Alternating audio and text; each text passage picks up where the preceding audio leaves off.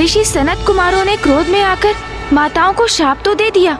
जब बाल ऋषि सनकादिक कुमारों का क्रोध शांत हुआ तो उन्हें एक अनूठा वरदान भी दिया। माता धन्या एवं माता कलावती को द्वापर में देवी राधा की माँ और त्रेता में देवी सीता की माँ बनने का वरदान प्राप्त हुआ।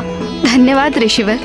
और इसी प्रकार माता मैना को भी मनुष्य योनि में जन्म लेकर आदि शक्ति की माँ बनने का सौभाग्य प्राप्त हुआ। ये सभी जो घटित हुआ ये माता की ही लीला तो थी, क्योंकि ऋषिवर सनत कुमारों के श्राप के पीछे भी जगत कल्याण ही छिपा हुआ था। गणेश जी, ब्रह्मदेव ने देवताओं को ये तो बता दिया था कि माता मैना कौन थी, किंतु हिमावन कौन थे जिन्हें माता आदिशक्ति को पुत्री रूप में पाने का सौभाग्य प्राप्त होने वाला था। बताइए ना गणेश जी। राजा हिमावन और कोई नहीं, नारायण के ही अंश हैं। शांताकारं भुजगशयनं पद्मनाभं सुरेशं। क्योंकि एक भाई अपनी बहन से अधिक दूर भला कहाँ रह सकता है। जब ब्रह्मदेव ये सब देवताओं को बता रहे थे तब तारकासुर निश्चिंतता से स्वर्ग पर स्थापित हो गया था और उसने समूचे ब्रह्मांड में अपने आतंक का विस्तार करना आरंभ कर दिया था। जाओ, समस्त संसार को आतंकित कर दो, उन्हें मेरे नाम का उच्चारण सिखाओ।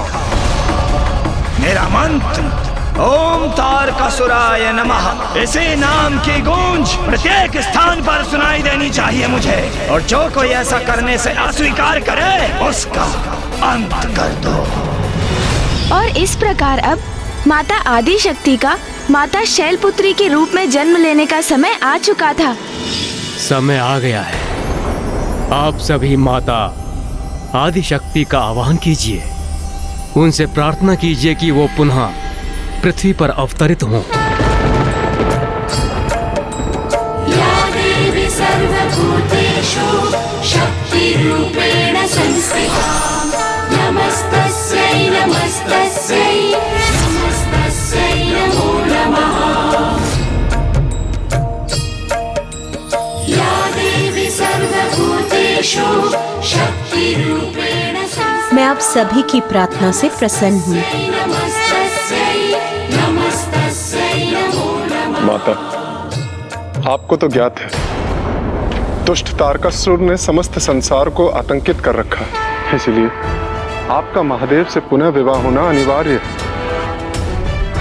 हम सभी देवता आपसे विनती करते हैं कि माता मैना की पुत्री माता पार्वती के रूप में जन्म लेने की कृपा करें। अब समय आ गया, आप सभी जाइए और नारायण अंश राजा हिमावत का विवाह माता मैना से संपन्न कराइए। मैं पुनः अवतरित हूँ क्योंकि तारकासुर का अंत अब समीप। इस मध्य तारकासुर को मेरे आविर्भाव और उसकी मृत्यु के संकेत मिलते रहे।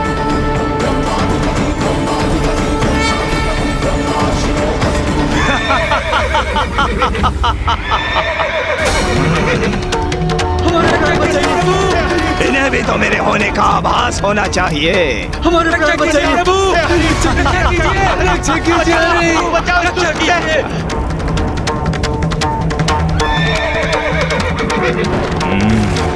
इसमें मुझे आनंद भी तो आएगा।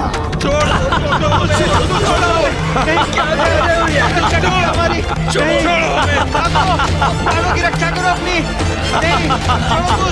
छोड़ो मुझे। हे हरि, रक्षा कीजिए।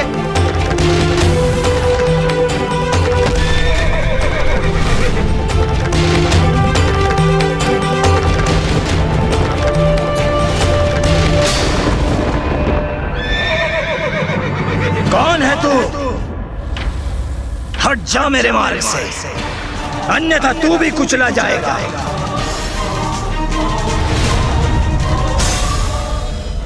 इतना दुस्साहस, तूने मेरे आदेश को भी अनसुना कर दिया।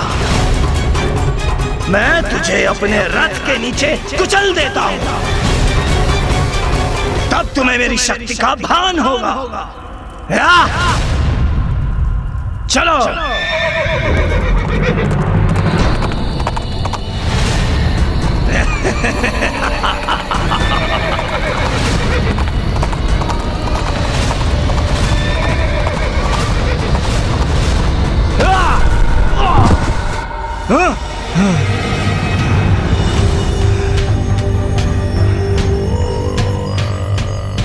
मेरे दुस्वप्न में वो तेजस्वी युवक कौन था? दुष्ट तारकासुर को तो प्रभु और माता की उस दिव्य लीला का कोई ज्ञान नहीं था, फिर उसे दुस्वप्नों के माध्यम से पूर्वाभास क्यों हो रहा था? और उसके स्वप्न में वो युवक कौन था? माता सभी को ये ज्ञात करा रही थी कि तारकासुर के अंत का समय निकट आ रहा था। इसीलिए अब परोक्ष रूप से माता ने तारकासुर को उसका परिचय देना आरंभ कर दिया था, जिससे उसकी भेंट अब शीघ्र ही होने वाली थी।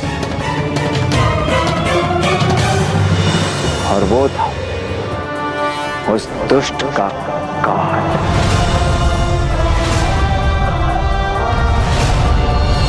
माता आदिशक्ति ने तारकासुर को उसके भयावह भविष्य की चेतावनी देना आरंभ कर दिया था। वो उस दुस्वप्न से अवश्य प्रभावित हुआ माता, किंतु क्या गुणेश जी? महाराज, कभी कभी व्यक्ति की अज्ञानता उसे संकट रहित होने का आभास कराती है।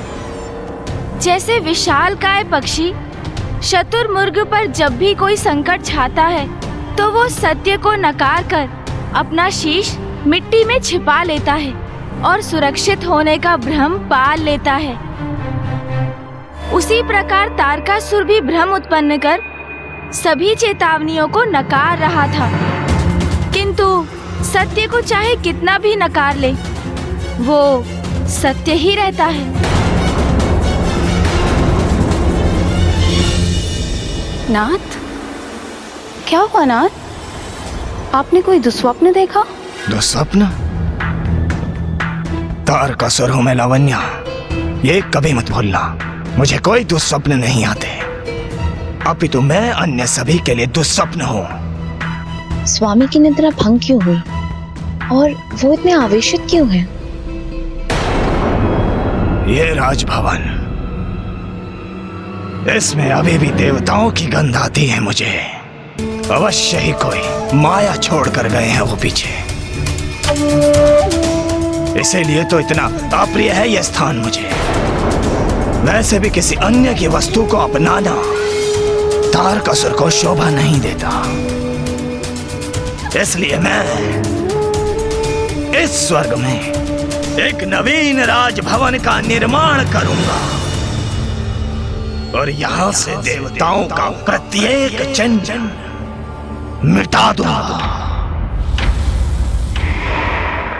एक ओर तारकासुर माँ की चेतावनियों को अनदेखा कर रहा था, तो वहीं दूसरी ओर माता आदिशक्ति देवी मैना के गर्भ से जन्म ले सके, इसके लिए देवताओं ने माता के निर्देशों का बड़ी गंभीरता से पालन करते हुए माता मैना और राजा हिमावन का विवाह संपन्न करवाया।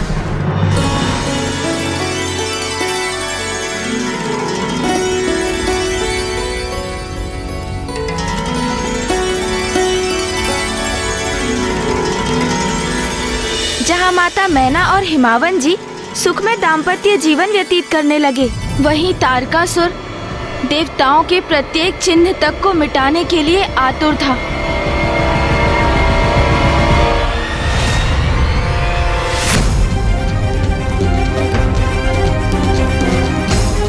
इंद्र के राजभवन से कहीं अधिक भव्य राजभवन होगा मेरा।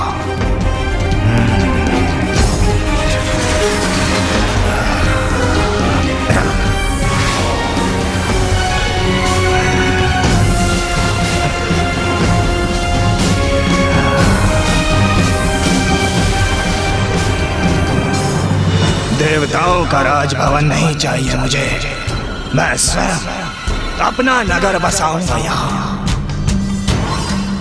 स्वर्ग में भी और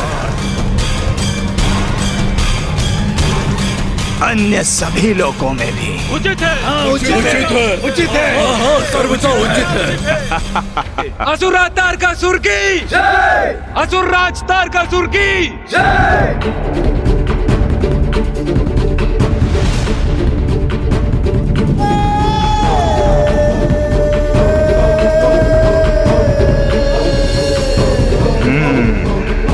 उचित है, तो ये है शेषलोक। हाँ, वहाँ भी मेरे नवीन भवनों का निर्माण होगा।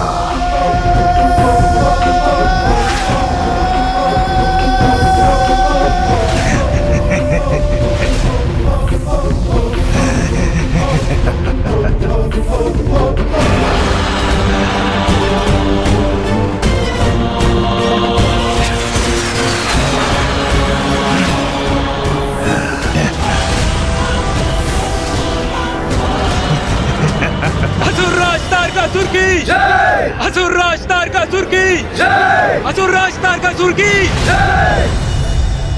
अपने छल और बल का प्रयोग करके मैंने तीनों लोगों को अपने वश में कर लिया है और अब स्वर्ग का अधिपति वो तुच्छ देवराज इंद्र नहीं, अपितु असुरराज तारकासुर है, तारकासुर है, तारकासुर है। तो मैं अब अपने नवीन मंत्रीगण को नियुक्त करूंगा। अक्षमन तारकासुर के प्रतिनिधि होने के नाते आज से किसी भी हवन कुंड में अग्नि प्रज्वलित नहीं होने दोगे। रात्रिसुर संसार को चंद्र के प्रकाश से रिक्त करो और उसे अनंत रात्रि में धकेल दो। और तुम पावकासुर जहां जहां ईश्वर हो वहां जाओ, सभी मंदिरों को उखाड़ फेंको। और तुम विजल वरुण लोक जाओ और सूखे की स्थिति उत्पन्न करो। जल की एक बूंद के लिए भी सभी को तरसा दो। असुरराज तारकासुर की असुरराज तारकासुर की असुरराज तारकासुर की असुरराज तारकासुर की असुरराज तारकासुर की। मैंने कहा था ना, देवताओं का कोई चिन्ह शेष नहीं छोड़ूंगा। तो जाओ, समस्त संसार में हाहाकार मचा दो, जिससे ऋषि मुनि ब्राह्मण नर नारी बालक सभी देवताओं को भूलकर मेरी पूजा करें और सभी की जीवा पर केवल एक ही नाम और एक ही मंत्र होना चाहिए।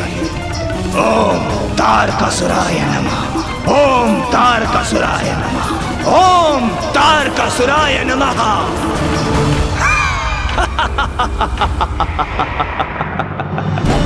माँ ही प्रकृति है, माँ ही शक्ति है। इस समय मात्र शिव ही शक्ति से विलग नहीं थे, वरन सृष्टि भी इस समय शक्ति से रिक्त थी। और इसी शक्ति की अनुपस्थिति के कारण पाप और अधर्म का बोलबाला था, जिसे माँ की शक्ति ही रोक सकती थी। तारकासुर और उसके कुटिल मंत्रियों के द्वारा एक निरंकुश और दमनकारी सत्ता स्थापित करने में अधिक समय नहीं लगा।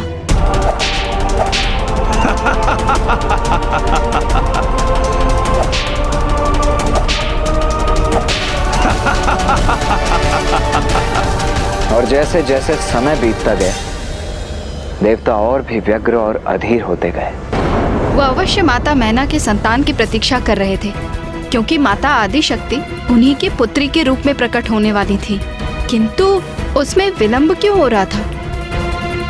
माता आदिशक्ति को अपनी पुत्री रूप में प्राप्त करने हेतु माता मैना को और तैयार होने की आवश्यकता जो थी। माता मैना को तो ये ज्ञात भी नहीं था कि ऋषि सनत कुमारों ने ही उन्हें पूर्व जन्म में ही मनुष्य योनि में जन्म लेने का शाप दिया था। तो उन्हें अपनी वास्तविकता से परिचय कैसे प्राप्त होने वाला था? महाराज, इसका उपाय भी ब्रह्मदेव ने ही प्रस्तुत किया। प्रभु, हमें और कितनी प्रतीक्षा करनी होगी? कब होगा इस संकट का अंत? माता आदिशक्ति के आदेशानुसार हमने माता मैना और राजा हिमावन का विवाह भी संपन्न करा दिया। तो अब तो समय आ गया ना कि हमारे भी कष्ट दूर हो। अब समय आ गया है देवी मैना को उनके दिव्य उद्देश्य से परिचित कराने का, उनके मन में उमड़ते प्रश्नों का उत्तर देने का अब समय अवश्य आ गया है।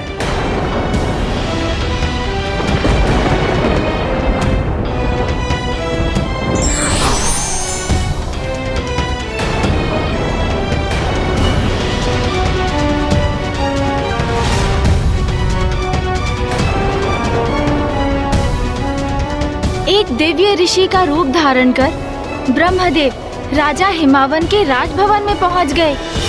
माता मैना को ये ज्ञात नहीं था कि वास्तव में वो कौन है, किंतु फिर भी उनकी दिव्यता के आभास से वो अनभिज्ञ नहीं रह सकी। कितने दिव्य हैं ये ऋषिवर, इनका प्रभाव मंडल, इनके मुख और व्यक्तित्व का तेज कितना अद्भुत है। इन्हें देखकर मुझे ऐसा आभास हो रहा है जैसे मेरा इनसे पूर्व का कोई परिचय है। पुत्री मैना के मन में उठा विचार सर्वथा उचित है। मेरी पौत्री देवी सुधा की पुत्री होने के नाते ये मेरी प्रपोत्री है। देवी मैना, ये ऋषिवर विश्वराज अपने यात्रा के मध्य हमारे राजभवन में हमें आशीष देने पधारे हैं। प्रणाम ऋषिवर। सौभाग्यवती भावा। क्या हुआ पुत्री? प्रतीत होता है किसी बात को लेकर तुम अत्यधिक व्याकुल हो।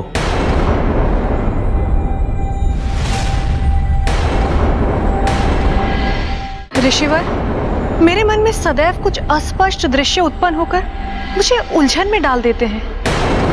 ऐसा प्रतीत होता है मानो ये दृश्य किसी पूर्व काल की पुनरावृत्ति है, किंतु मुझे स्पष्ट कुछ भी स्मरण नहीं होता ऋषिवर। मुझे बताइए देवी, आपको इन दृश्यों में क्या दिखाई देता है? एक यज्ञ, 3 युवतियां,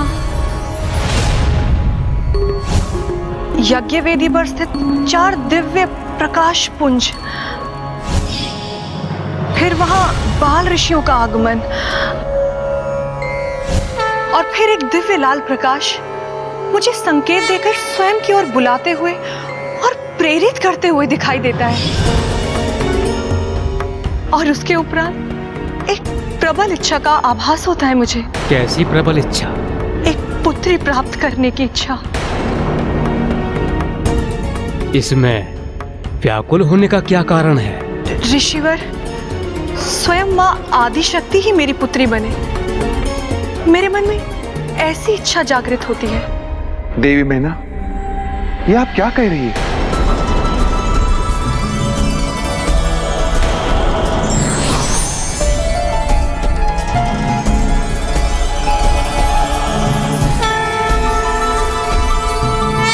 प्रभु ब्रह्मदेव। पुत्री मैना, जो लाल दिव्य प्रकाश तुम्हें दिखता है वो स्वयं माता आदिशक्ति है। आपकी प्रबल इच्छा अवश्य सत्य होगी, किंतु आपको माता आदिशक्ति का पूजन करना होगा। इस प्रकार आप माता आदिशक्ति की कृपा के योग्य बनेंगी। ब्रह्मदेव, आपका कोटि कोटि धन्यवाद। आपने हमारा मार्गदर्शन किया, हम कृतार्थ हुए प्रभु। मैं पूर्ण निष्ठा से आपके कहे प्रत्येक शब्द का पालन करूंगी। कल्याण हो। किंतु गुणेश जी, ऋषिवर सनत कुमारों के शाप के कारण माता आदिशक्ति को पुत्री रूप में प्राप्त करना तो माता मैना की नियति थी, तो फिर उन्हें पूजन और व्रत करने की क्या आवश्यकता थी? आप सर्वथा उचित कह रही हैं माता, किंतु अभी माता मैना मनुष्य रूप में थी, इसलिए ब्रह्मदेव के द्वारा सुझाए गए व्रत और पूजन से अभी उन्हें और तैयार होने की आवश्यकता थी। पूर्ण निष्ठा के साथ पूजा जो करनी थी उन्हें, जिसे सुहागन पूजा कहा जाता है, और जो भी दंपति इस पूजा को करते हैं उनकी कन्या के रूप में स्वयं माता आदिशक्ति जन्म लेती हैं।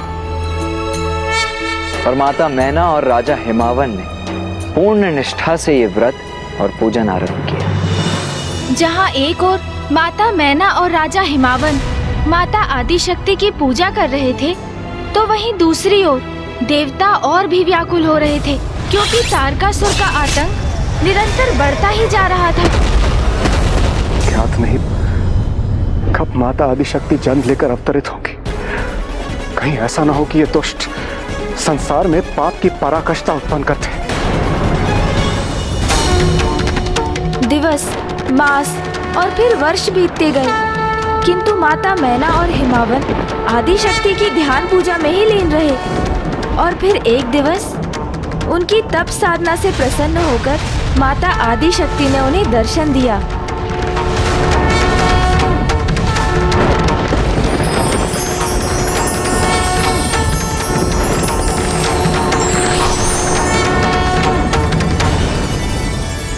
मैना, हिमावन,